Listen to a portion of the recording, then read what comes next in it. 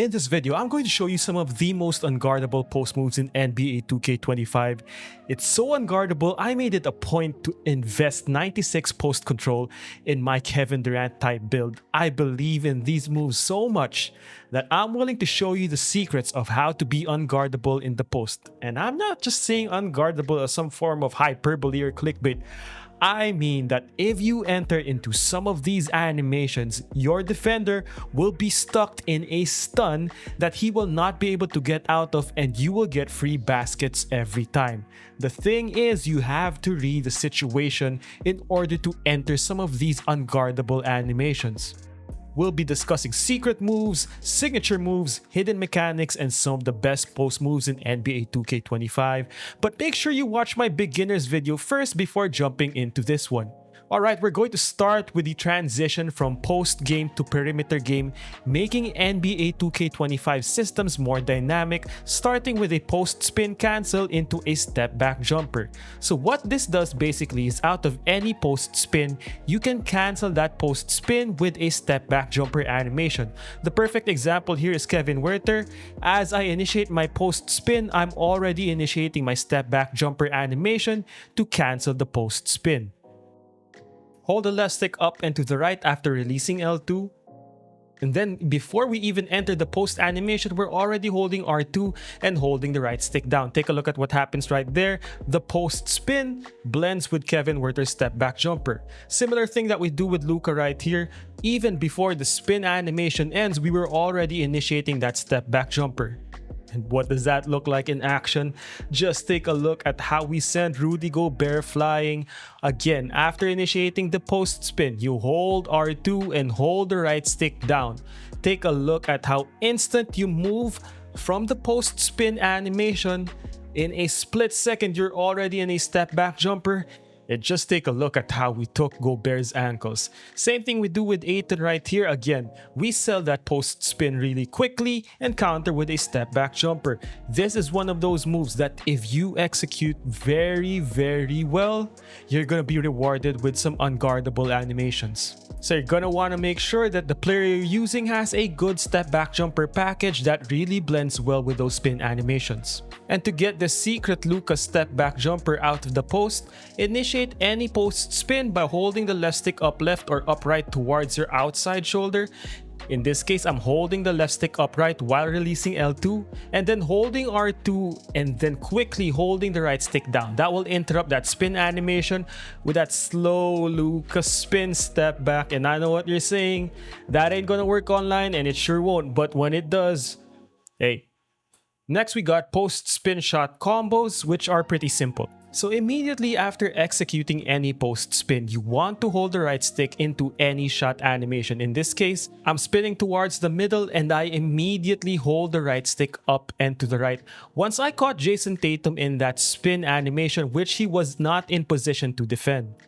Resulted in an ankle breaker and an easy 2 points. Same thing that I do with Gobert right here. Just take a look at my footwork. After my spin towards the middle, just take a look at the shading indicator. Both lit green, that means the middle is free. And as a result, by quickly holding the right stick down, you combo immediately into a floater. And when done right, when you execute this at an advantage, you will get different types of stagger animations, ankle breakers, a lot of inabilities to contest by your defender. Again, the key is to make sure that when you spin out from your opponent's body, you have to have the advantage. If you get your inside shoulder past your defender and immediately hold the right stick in a shot motion, you will get those nice animations. Next, we got the post spin bully and drop step, which similar concept. So while holding L2, hold the left stick up and to the right to launch towards the baseline. Immediately let go of L2 and hold the right stick towards the basket or generally in any direction. Again, if you spin away from your defender and catch him at the right angle, as you immediately hold the right stick in a shot motion out of the spin, you will get a lot of these nice physical bully animations that will push your defender aside. The key here is you want to have post powerhouse and a big with a strength advantage. So this is important. Again, If you're going to do a post spin shot combo, you have to make sure that when you spin, you have the advantage, because if you execute a post spin shot combo and your defender is in position, just as Gobert did right here, you will not get those strong animations. You will not get those bullies, those drop steps, or later those step throughs. See, look at Rudy Gobert's chest right here, directly in front of Jokic, so we don't get any of those post bully animations. So the goal is, after you initiate a post spin, you have to immediately hold the right stick. So that means making sure you set up your post spin combos really well to get your defender off balance, so that you'll be able to attack the side in which you decide to spin is going to be important. And once you get through, once your shoulder gets through your defender, immediately hold the right stick towards the basket or in any direction to get different types of post spin shot combos. You'll get seals, bully animations, drop steps, and all those kinds of good stuff. Next, we have the post spin counter, a typical Akeem Olajuwon move. So we spin towards the baseline or towards the middle and then immediately hold the right stick up in this situation. So here we let go of L2 and hold the left stick upright and then immediately hold the right stick up. This will cancel the spin animation just by a split second and will give you a nice layup counter. Again, if done right, this will seal your defender with that inside hook, or even give you that little bit of misdirection as a result of that fake spin. And take a look at the shading indicator right here. Towards the middle is lit green. That means that side is easy, and I know the contest says tight, but that felt so smooth and so easy to hit.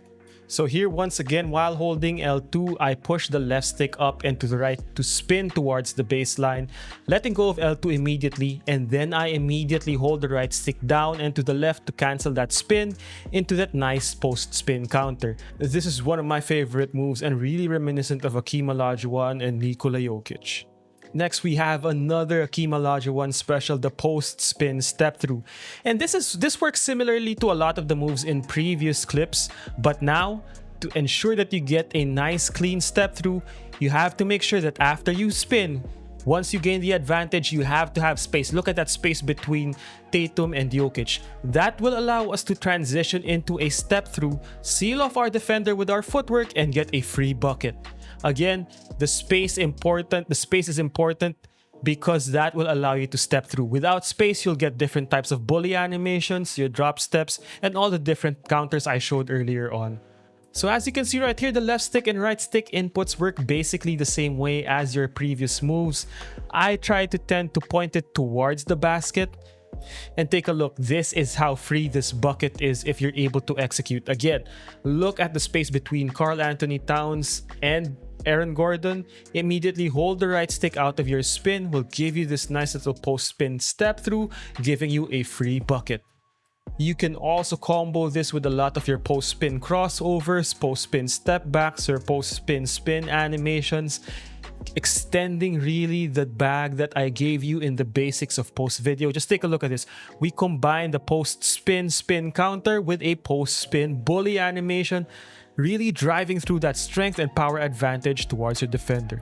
Okay, in part 2, we have something I call dynamic post entries, which is basically entries from the perimeter into the post, giving you access to the post animations out of perimeter combo. So in this case, you have to make sure that you are launched in a hunch animation that's similar to what KD has right there. You're gonna want to hold L2 very quickly so that you cancel that hunched animation into an enter the post animation, and from there just combo with any of your post moves. So again, this is about quickly holding L2 at the right position. Make sure that he's in a hunched position that simulates the angle in which you are entering the post, so you can blend those two animations seamlessly. From there, enter your different post movement combos, your post spin counter, similar to what I do with Luka right here, basically giving you new moves that you can use in combination with your different perimeter techniques, getting you into your different perimeter to post bag. Another way in which I like to use dynamic post entries is to combo them with my different post drives. So now you can spin different directions and counter if your defender is able to stay with you, just like Jokic does right here. The technique here is to be able to quickly hold L2 and push the left stick in different directions to get your different post spin movement combos. You're gonna have to recognize which animations allow you to enter the post really quickly, but once you do, make sure you're quick with those L2 and left stick movements. One of my favorite ways to get into my dynamic post entries is to immediately after a crossover, which I do right here, I immediately hold L2 and push the right stick down into the right or down into the left. In this case for KD, his fadeaway going down and to the right is so good. What this does, for example, is that this gives us access to a modified spin jumper using the post's fade and the distance that it creates. Just take a look at how crazy that is, man. That post fade is so good. And now that we're able to combo it from the perimeter into the post, that's gonna be unguardable. This technique just gives you so many options to counter. You want to fake a drive towards the middle? Cancel that immediately into a post fadeaway? You betcha. Counter it into your up and unders? Hell yes. You can even combo your triple threat jab launches into post spin counters. Again, I use the step over launch right here. The key again is that KD, as you can see right here, he is in a hunched position so that we immediately hold L2 and hold the left stick up and to the right to spin out of it directly, giving you a dynamic way to enter the post from a perimeter-based movement. And for a lot of these post-spin combos to be able to become more dynamic and less predictable, I recommend comboing that with a lot of your different strength animations. And you already know we showed you different post tutorials before. For Jason Tatum, it's entering the post up into the triple threat into his signature step back jumper. That's also linked in the description below. So this is a more advanced video that, if you practice these moves really well, is going to change the way you dominate in the post and give you access to some of the most unstoppable moves in the game. If you're interested in a more in-depth and detailed live stream for a lot of these techniques, give the video a thumbs up, subscribe to the channel, and let me know in the comment section below. A lot of these are very advanced moves, so if you want me to break these down even better, give the video a thumbs up.